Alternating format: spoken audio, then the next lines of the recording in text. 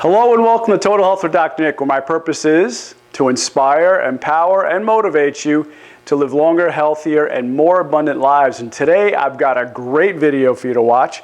This video is all about the 13 top mistakes that you're making with intermittent fasting. Now, as you know, intermittent fasting is red hot right now, and you may be using it for a lot of different reasons, to lose weight, maybe with helping you with your diabetes or whatever it may be, but you may be doing things unconsciously that are sabotaging your results, or maybe even not allowing you to get the best results that you can get. Right? That it could be decreasing the results that you're getting with your intermittent fasting protocol and program if you're making these mistakes. So you want to make sure you watch to the end, because I'm going to give you 13 of these, and you want to make sure you get every single one of them. And of course, if you like what we're talking about, please make sure you like, you share, you comment, and you subscribe. And this applies to whether you're doing keto or not. A lot of our followers are doing keto. This could work if you're doing paleo diet or just trying to lose weight, maybe trying to change your insulin resistance, diabetes, so on and so forth, maybe even fight some kind of metabolic disease that you have. So let's dive on in with the 13 top intermittent fasting mistakes. Now, before we start, what I want to do is talk about briefly why you're doing this in the first place. What is intermittent fasting really about? What is it good for? Well, it's obviously good to burn fat. A lot of you are doing it just for that simple reason. You said you've heard friends or people that you know of, family members, say, you know what, if you just cut down what you're eating, don't eat certain parts of the day, maybe shorten up your eating window, that you're going to burn fat, lose weight, and get in the best shape of your life. And that's true, but there's a lot of other reasons too.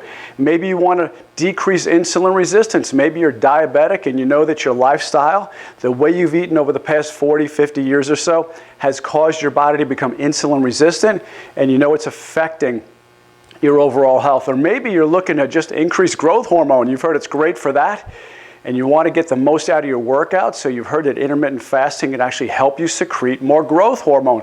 Or maybe you're trying to maintain your basal metabolic rate, and that's really what it's about too. You want to make sure that the mistakes you're making are not going to be affecting your basal metabolic rate. You don't want to do things that will actually slow it down. Not only that, you want to make sure that the intermittent fasting program that you're doing is sparing muscle. Maybe you've heard that, hey, I don't want to do intermittent fasting. If I don't eat, I'm going to lose muscle, I'm going to shrink, I'm going to get scrawny, and I don't want to do that. I'm small enough as it is. Well, if you're doing it correctly, it's actually very muscle sparing, so you're going to do really, really well with it. And of course, maybe the other thing that you heard about, or maybe this is a totally foreign term to you, is autophagy or autophagy, however you like to pronounce it. And what that simply means is that when you're not eating, your body is going in and taking out and cleaning out old worn out cells to where your body's fresh and new and doesn't have these old worn out cells that are really dragging your body down. That's called autophagy. So with that in mind, every recommendation I'm going to make, the top 13 mistakes, are going to have this in mind. Are you doing things to improve your insulin resistance? Are you doing things to maybe have your body not secrete so much cortisol? Because when you secrete too much cortisol, you're going to put on weight. So always have this in mind when you're looking at these top 13 mistakes. So number one, maybe you're going too extreme. Maybe you jumped right in thinking, I'm going to jump right into the deep end. I'm going to start doing this intermittent fasting like all my friends are doing. I'm going to barely eat. I'm going to eat maybe 4 hours a day and fast 20 hours a day. Well, I'm telling you what, don't do that. Don't jump in too fast to where you either burn yourself out or you get discouraged or you realize, I can't do that. I get too hungry. So start off small. Maybe start off with an 8-hour window where you don't eat. Work up to 10. Many of you are out there are doing what we call a 16-8 program. But you know what? You want to maybe go to eventually a 20-hour off and 4-hour eating window. Whatever it may be, do it at your own pace. Don't do what your friends are doing. Don't do what your coworkers are doing or your other family members or your spouse. That's always the worst, when your spouse is doing things that maybe you're not up to speed yet and you get discouraged. But don't do that. Go at your own pace. Don't jump in too fast to where it's too extreme. And make sure it fits your lifestyle. That's another big thing. You heard that your friends are saying, well, if I stop eating at 8 and I start eating at noon, and you're thinking, I'm going to do that too. But it doesn't work with your lifestyle. Maybe you're a nurse, maybe you're a truck driver, maybe you work the night shift, and you can't do that. So work it the way it fits your lifestyle, and it might change day to day. So certainly work it however your schedule is. Number two, eating too much, okay? Even if it's good food. I know you're thinking, but Dr. Nick, I'm eating a lot of good food. Eating too much isn't always a good thing. It doesn't mean you've got a license to just graze all day long. That, hey, if I'm intermittent fasting, that means I got to make sure I'm eating all these calories. So you start to overindulge and overeat. The last thing you want to do when it comes to intermittent fasting, because one of the benefits of it is you do start to reduce calories a little bit. It's not intentional, but you do. And it helps you to actually burn fat. But just going ahead and hog wild eating as much as you want, even if it's good stuff, is not going to be a good idea. So you want to be very careful about that. Number 3, conversely, not eating enough. You're thinking, well, if I don't eat, I'll burn even more fat. And there's a lot of truth to that. Okay? Not eating maybe 1 meal a day or not eating 2 meals a day and reducing it down to a smaller eating window and maybe just having 1 or 2 meals rather than 3 to 5 like you're normally used to doing, that's going to be a good thing. But you don't want to go too low. If you go too low too fast, your body's metabolism is going to shut down. It's going to start to decrease, and your body's going to hold on because it's thinking, hey, this guy's trying to kill me. He's trying to starve me, or this lady's, trying to, make me like it's a famine. No. Don't do that. Make sure you don't go too fast and start to reduce your calories too much. Don't do that. Make sure you're eating enough. That way your body gets used to this and doesn't go right into that, survival mode that it will go into. Next, number 4, and this is a big one. You are not utilizing this golden opportunity to work out while you're fasting. So many people think, I can't work out while I'm fasting because if I do, I'm going to pass out. I don't have the energy for that. Well, I used to think that. I used to go to the gym, make sure I had a nice full meal before I went, and I'll tell you what, I almost wanted to throw up sometimes when I was there because I was so full. Now I go to the gym in a fasted state and I feel so much better. I feel lighter. I have great energy. Why? Because my body is converted to burning fat for fuel. So as long as I have a little bit, which hopefully I don't have too much, my body will be burning that. I don't have to worry about my blood sugar levels going too low like so many of you worry about. You're out there thinking, I can't go to the gym on an empty stomach. I'll pass out. I can't work out. I'll be weak. And there may be a little bit of truth to that as far as how strong you can be and how long you can work out. But still, research shows that if you work out, now this is a big bonus right here because Hollywood celebrities pay a lot of money for this. Research shows that if you work out on a fasted or empty stomach, your body will secrete up to 2,000 times more growth hormones. So that right there is reason enough that when you go to the gym, you should go in a fasted state. Now, that may be that you only work out 3 days a week. Then you fast those 3 days and maybe don't do it the other days. Or you can do it as much as you want. But at least make sure that you're working out in a fasted state on those days. Okay? Next, number 5. Too many meals in the eating window. Now, what do I mean by the eating window? So some of you who intermittent fasting is new to, your eating window is the window that you eat. It's very simple. So it means you don't eat for, say, 16 hours and you eat for 8. Well, that doesn't give you, once again, right, just like we talked about earlier, to eat as much as you want. That doesn't mean you say, I'm going to fit 5 meals in there. So you're having your lunch, you're having a snack, you're having dinner, you're having dessert. I mean, you're just stocking up. You're thinking, hey, as long as I've got this eating window right here, I'm going to fill it up with everything I can because, hey, I deserve it. I'm not eating the other time, so I can fill up as much as I want within the window. No. Don't do that. You want to make sure that you're getting down. If you're a 3-time-a-day eater, get to a 2-time-a-day eater. If you want to lose even more weight or you have maybe more of a metabolic disease you want to take care of, like cancer or heart disease, something like that, you maybe want to get down to a 1 meal a day, or what they call OMAD, O-M-A-D, 1 meal a day. Whatever works for you, whatever you're trying to accomplish, if you're just trying to get, once again, help your body with insulin resistance, diabetes, maybe solve hormonal issues, maybe solve cancer, things like that, that's going to determine or how much weight you want to lose, whether you go 3 meals a day in this eating window or 2 meals in this eating window or even just 1. That's where you're going to get the most benefit. And you want to make sure that you don't eat too little in that 1 meal, but make sure you're eating enough to where you're satiated and satisfied, okay? So don't eat too many meals in that window, all right? I know so many of us are used to 5 meals a day. No. You're going to go to 3, then 2, and then if you could do 1, then just do 1. Number 6. Eating the wrong foods, okay? And that once again goes back to before when we were talking about, hey, if I'm not eating certain parts of the day, then I could just get away with this. Then I'm a calorie deficit, so I could just load up on all the junk I want. It doesn't matter because, hey, a lot of part of the day I'm not eating. So I deserve this. No, you don't. You don't. Don't do that to yourself. Don't jeopardize all the hard work that you're putting in with your workouts, with your eating plan. And don't eat junk. And if you're on the keto diet, this is certainly not you. And if you're on the paleo diet, this is certainly not you. But some of you who are maybe just looking to lose weight and you don't really have a great diet, or you're on the standard American diet, or what I call the SAD diet, and you're thinking, well, I could just eat still whatever junk I normally eat, but I'll just be not eating during part of the day and I can get away with that and it just makes it okay. That's really not the case. So you really don't want to do that. Number 7.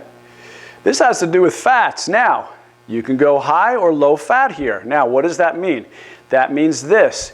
If you're eating too much fat, that's not a good thing. You don't want that. You're thinking, oh, if I'm on keto, then I can eat all the fat I want. I'm supposed to eat a lot of fat. 70% of my calories a day are supposed to be fat. So, hey, the more fat, the better. That's not how it works. You have to gauge your fat each day to know if you're burning enough fat or you're not. Listen. If you're eating too much dietary fat, your body's not going to stored fat. It's not going to this. If you're taking it in like this, it's not going to this. So you have to make sure that you're eating just enough fat to get you into ketosis and keep you there, but not too much fat to where your body is burning your dietary fat over your belly fat. Okay? That makes sense? That's what you have to think about. Just like too much fat, too little fat's no good either. You don't want too little fat in your diet because, number one, it's easier to get into ketosis if you're eating fat. But number 2, you want to feel satiated. You want to feel full.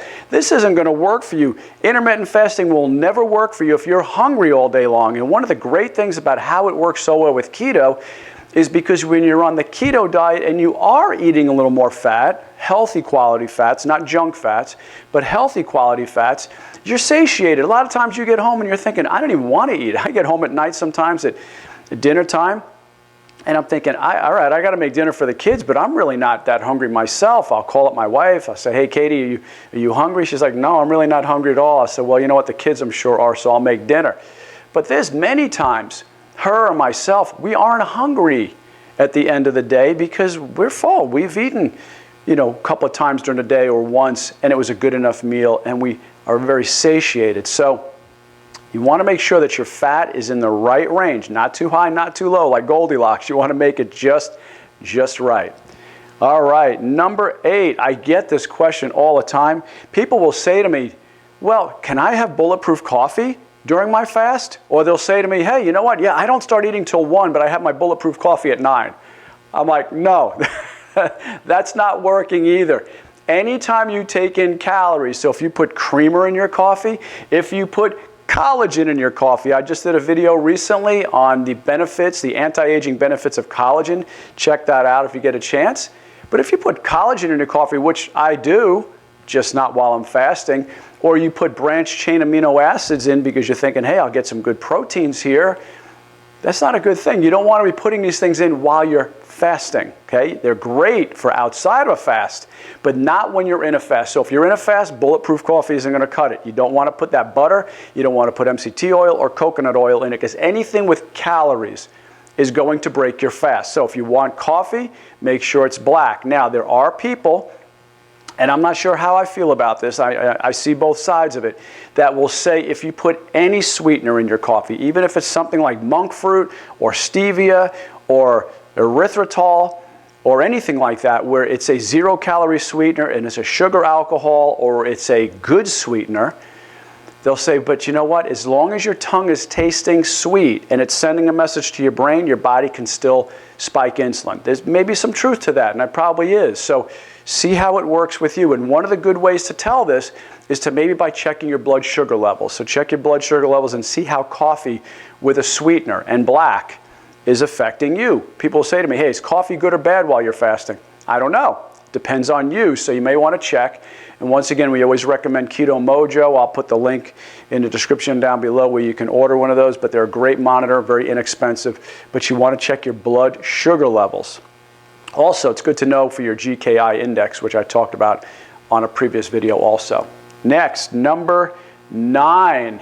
Drinking vegetable or fruit juices. I get this all the time. People are thinking, well, wait, I'm drinking vegetable juice. I juice it myself. I've got a Breville or whatever mixer or Jack LaLanne, juicer. So what? I'm making all this fruit juice myself or this vegetable juice myself, but still there's calories to it. You can't be having that. Fruit juice especially. I don't care if you're putting strawberries or mango or whatever it is, apples. You are still getting sugar in your diet, and you shouldn't be doing that when you're fasting. Now, if you're doing that outside your diet, if you're doing paleo, outside the fast, then that's okay. But within the fast, you don't drink vegetable or fruit juice. That is a no-no. Number 10, eating the wrong foods when you break the fast. Now, once again, if you're on keto and probably paleo, not such a big deal with this because you're probably eating pretty well anyway. But maybe not. Maybe you're thinking, once again, if I'm fasting, hey, I can eat whatever I want. But here's the problem. Whatever you eat when you break the fast is critical, because at the end of a fast, your body is ready to go. There's a lot of research out there that shows that your body is very insulin sensitive at this point, that anything that comes in, your body's going to want to store it. Why? Because it's been saying, hey, it's our adaptive mechanism. If you don't eat for a while, when your body takes something in, all of a sudden it's going to store every little bit of it, so you might spike blood sugar. So you want to be careful to eat the best foods. Maybe eat some vegetables with a fat. That's a great thing to mix because you're getting good healthy fibers, very low carbs, and quality fats. Fats are probably the best thing that you can eat that will not spike insulin. Even protein will spike your insulin. Carbs are going to spike insulin. So protein is moderate to stay away from it initially, but fats are definitely a go. And if you can eat those with vegetables, great. What you never want to combine, and believe me, I'm Italian, so I love pizza, okay? I grew up eating this stuff. You never want to combine fats and carbs because remember, when you take in a carb, your body's going to spike insulin. Your insulin is a storage hormone. You take in fat with it, guess what? That fat's going right on, right? That's what it's doing. So you want to make sure that you don't combine fats and carbs. Now, does that mean you never do it? No. There's times when I want my cheat meals, or I call it treat meals, or sometimes I even call it, Cheeto, for cheating keto. But that's okay. That's what I do maybe once a week or once every couple of weeks. I go in and out of ketosis, and I can get right back in it right away. Within one meal, I'm back in it, so it's no big deal. But you don't want to do that initially, and certainly don't want to do it if you're fasting. But if you want to kind of cycle in and out of keto and paleo and have your little treat days, go right ahead. Number 11, not eating enough vegetables. Guys, this is really, really important because once again, vegetables have a lot of bulk, a lot of fiber, a lot of water, and it's non-digestible fiber, so this is calories that you're really not getting a lot of. You're not getting many carbs, but more importantly, your vegetables are giving you a lot of vitamins and minerals that you're going to be losing. During the intermittent fasting, you're starting to lose a lot of these minerals, so you want to make sure that you're getting it in with your vegetables. And when you do, once again, load it up with olive oil, avocado oil, put some butter on it, put some, tallow, beef tallow on it, and get great, great fats on top of your vegetables. Number 12, not getting enough sleep. Hey, here's one of the bonuses of intermittent fasting at night. You're sleeping during most of it. So if you stop eating at 8 and you don't eat till noon the next day, you're asleep for about half of it. So it's a great thing. Number 2, remember I said a lot of the intermittent fasting has to do with how are you affecting your metabolic functions of your body. Well, if you're not getting enough sleep, your body's secreting too much cortisol. You're not letting your body rest, relax, and just kind of reset. So you go into the next day already with a cortisol rush. So you want to make sure you're getting plenty of rest, because if you're not getting rest, you're going to be storing belly fat, because high cortisol equals belly fat, okay? High cortisol, belly fat. So you want to get adequate sleep to let your body defrag, okay? Kind of like turning your computer off. You want to let it defrag and heal up. Number 13, and the last one, is you're not getting enough water. Remember, your body's going to be losing a lot of water and electrolytes with it, so you have to replenish it. So you have to make sure you're getting some sodium, potassium, magnesium, things like that. You want to get good electrolytes, but also too plenty of water. A lot of you experience this. Maybe you start to get constipated and so on. Drink more water. In fact, you probably need more water than usual when you are doing intermittent fasting. Another reason is because your body's detoxifying. Like I said, you have autophagy going on. Your body's trying to clear out cells, trying to get those old worn out cells out. And to do that, you've got to use water to start to flush it out and flush out the toxins. So extremely important. If you're doing intermittent fasting, make sure you're getting in plenty of water with your electrolytes, all right? So 13, however many there, 13 top reasons or top mistakes you may be making with your intermittent fasting protocol and program. So I hope this is great information for you. If so, you know what to do. Please make sure you like, you share, you comment, and subscribe. And this is Dr. Nick. I love and appreciate you. Thank you so much for following my channel. I really appreciate it more than you know. Have a blessed day, and I will see you on the next video. Bye-bye.